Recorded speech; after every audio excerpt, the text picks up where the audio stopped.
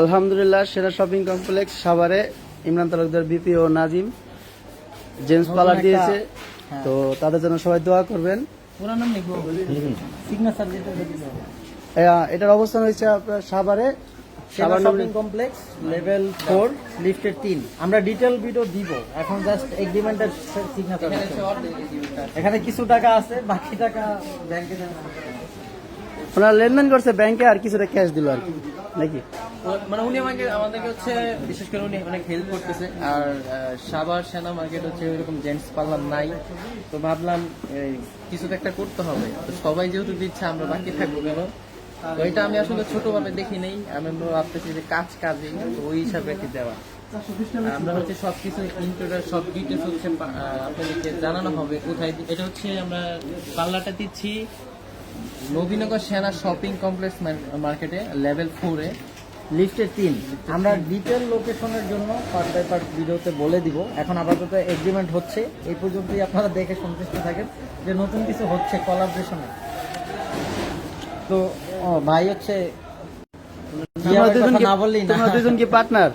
হ্যাঁ, এখন থেকে পার্টনার। আসলে আমার একা দেওয়ার মতো সমর্থন এই জন্য ওর সাথে নিয়ে নিছি। মিলিনিয়ার নাজিম করছো? আমি করছি, আরো আছে সিগনেচার অনেক। আমারও ভাই চলে যাক, আমরা করতেছি ঠান্ডা মাথায়। তো মেইনলি কথা হচ্ছে কি, জিয়া ভাইয়ের এখানে মোবাইলের শপ আছে, আস্তে আস্তে পরিচিত হবেন সবার সাথে। আমারও শপ আছে।